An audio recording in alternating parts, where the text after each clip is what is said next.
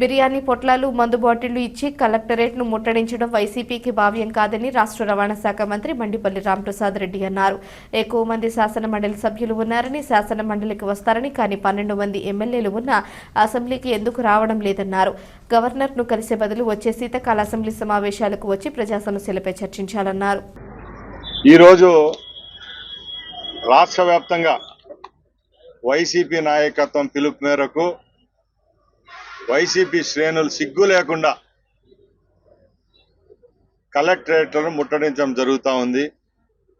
గత 6 నెలల నుంచి రాష్ట్ర వ్యాప్తంగా ప్రభుత్వం తీసుకున్న మంచి నిర్ణయం ఏదైనా ఉందంటే దానిలో మొట్టమొదటిది పీపీపీ మోడల్లో గవర్నమెంట్కి అలాగే ప్రైవేటుకు అనుసంధానం చేస్తూ మెడికల్ కాలేజీలు ఏదైతే గత ప్రభుత్వంలో శాంక్షన్ చేసి ఒకే ఒక కాలేజీను 70% పూర్తి చేసి మిగతా కాలేజీలందరినీ అన్ని కాలేజీలను పక్కలకు పెట్టిన పరిస్థితి నుంచి బయటికి తెచ్చి ఈ ప్రభుత్వం గౌరవ ముఖ్యమంత్రి గారు ఒక మంచి నిర్ణయం తీసుకోవడం జరిగింది.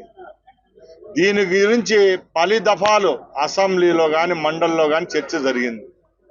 ప్రతి ఒక్క చర్చలో ముఖ్యమంత్రి గారు అయితేనేం రాష్ట్ర ప్రభుత్వం అయితే ఒకటే చెప్తా వచ్చింది, రాష్ట్రంలో ఉన్న ప్రజల కంటే వారి యొక్క ఆరోగ్యం కంటే ఈ ప్రభుత్వానికి ఏది ముఖ్యం కాదు.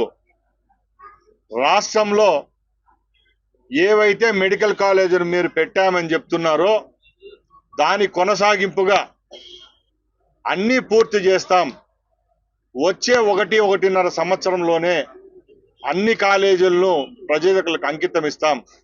అన్ని కాలేజీలు మెడికల్ హాస్పిటల్లో ఒక పక్కల విద్యార్థినులకు, రెండో పక్కల పేద రోగులకు చికిత్స అందే విధంగా చర్యలు తీసుకుంటా ఉంటే ఈరోజు సిగ్గుమాలిన చర్య. ప్రజల యొక్క ఆరోగ్యం గురించి కానీ, విద్య గురించి కానీ, రైతుల గురించి కానీ, ఏ వ్యవస్థ గురించి పట్టించుకొని Jaganmohan Reddy and co team రోడ్లపైకి వచ్చి బిర్యానీ పొట్లాలు, వాటర్ బాటిళ్లకు మనుషులను కలెక్టర్లకు చేరువేసుకొని కలెక్టర్లకు కోటి సంతకాలు అని చెప్పి అక్కడ ఒక అర్జీ సమర్పించుకోవడం, ఇక్కడి నుంచి గవర్నర్ను కలిసి కోటి సంతకాలు సేకరించినోటి అంట అవి గవర్నర్కి ఇస్తామని చెప్తా ఉన్నారు. మేము ఒకటే అడుగుతున్నాం, రాష్ట్ర వ్యాప్తంగా ఈ 18 నెలల్లో ఏ రోజు ప్రజల యొక్క బాగోగుల గురించి మీరు ఎప్పుడు ఆలోచించాల? రైతుల విషయంలో ఏ రోజు మీ 5 సంవత్సరాల్లో మంచి జరగల. ఈ ప్రభుత్వం వచ్చి అన్నదాత సుఖీభవ అని చెప్పి రైతులను రాజు చేయాలనే ఒక లక్ష్యంతో ఈ ప్రభుత్వం పనిచేసింది. అలాగే స్కూళ్ళల్లో మెరుగైన వసతులు కల్పించేదానికి, అలాగే వారు వేసుకున్న బట్టల నుంచి వాడే పుస్తకాల వరకు దానిలలో కూడా ఎక్కడ రాజీ పడకుండా మేము పనిచేస్తా ఉంటే గత ప్రభుత్వంలో 10,000 కోట్ల రూపాయలు ఖర్చు పెట్టి నాడు నేడు అని ధనయజ్ఞం చేసింది మీరు కాదా అని అడుగుతున్నాం. అవన్నీ మనం మాట్లాడుకుందాం. ఈరోజు ముఖ్యంగా మేము మాట్లాడుతూ ఉండేది మీకు కపట ప్రేమ, పేదల యొక్క ఆరోగ్యం మీద మీకు చిత్తశుద్ధి ఉందా అని అడుగుతున్నాం. నిజంగా చిత్తశుద్ధి ఉంటే ఆ రోజు జగన్మోహన్ రెడ్డి గారు మీరు శంకుస్థాపన చేసిన కాలేజీలు ఎన్ని, మీరు కుర్చీలో నుంచి దిగిపోయే రోజుకి ఎన్ని కాలేజీలు ఎంత పర్సెంటేజ్ పూర్తి చేశారు మీకు తెలుసా?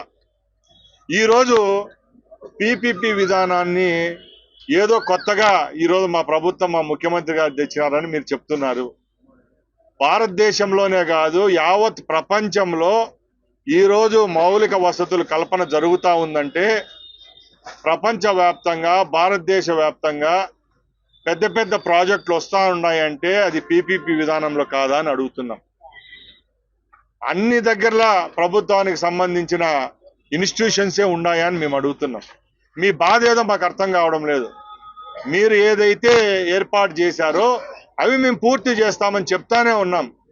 దానికి సంబంధించి సుమారుగా 6 మాసాలు ఎక్సర్సైజ్ చేయడం కూడా జరిగింది.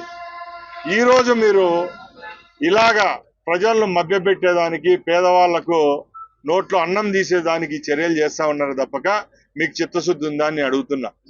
ఈరోజు ఈ ప్రభుత్వం తీసుకున్న నిర్ణయాల్లో 1-2 మీ దృష్టికి తీసుకొని పోతున్నా. ఈరోజు పీపీపీ విధానంలో జగన్మోహన్ రెడ్డి ఆ రోజు తీసుకున్న నిర్ణయానికి ఈ రోజు మా ముఖ్యమంత్రి గారి నిర్ణయానికి తేడా ఒకసారి గమనించండి.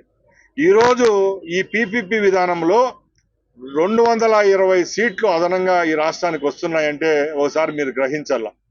అంటే 220 మంది విద్యార్థులకు అదనంగా సీట్లు వస్తున్నాయి. దాంట్లో 100 హితబోధ పలుకుతున్నాం.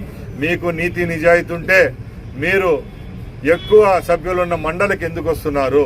మీకు 11 మంది సభ్యులున్న ఎమ్మెల్యేలు మీతో జగన్మోహన్ రెడ్డి గారితో కలిపి కూడా ఎందుకు శాసనసభకు ఎందుకు రావడం లేదని అడుగుతున్నాం. మీరు ఈరోజు కోటి సంతకాలు అని చెప్పి నానా యాగి చేసి అక్కడ పోయి గవర్నర్ను కలిసే బదులు రేపు శీతాకాల సమావేశాలు వచ్చినప్పుడు తప్పకుండా అసెంబ్లీకి రండి, చర్చించండి. ఏదైనా మనకు ప్రజలు ఓట్లేసి 5 సంవత్సరాలు గెలిపించినప్పుడు మాట్లాడే హక్కు మనకు ఉంటుంది కాబట్టి ఏదైనా అసెంబ్లీ సాక్షిగా తెలుసుకోవాలి. తప్పక ఏదో మీ కింద ఉండే క్యాడర్ను ఉత్తేజపరిచేదానికో లేకపోతే మీ ఉనికి కాపాడుకునేదానికో ఇలాగా మందు బాటల్లో బిర్యానీలు ఇచ్చి కలెక్టర్ లైట్లను ముట్టడించడం భావ్యం కాదు. ఇప్పటికైనా జగన్మోహన్ రెడ్డి గారు తెలుసుకోవాలి. ఈరోజు ప్రజలు ఎంతో చిత్తశుద్ధితో ఉన్నారు. ఎందుకంటే రేపు రాబోయే లోకల్ బాడీ ఎలక్షన్లు వస్తున్నాయి. జనవరి, ఫిబ్రవరి, మార్చిలో ఏదైతే ఈరోజు ఎలక్షన్లు పెట్టుకుంటాం దాంట్లో కూడా మీకు పరాభవం తప్పదు. ఇవన్నీ మీరు గుర్తించుకొని ఇలాంటి పనులు చేస్తున్నారని మేము చెప్తున్నాం. మేము ప్రజల పక్షాన ప్రజల కోసం పనిచేసే ప్రభుత్వం అని మరొకసారి తెలియజేసుకుంటూ అలాగే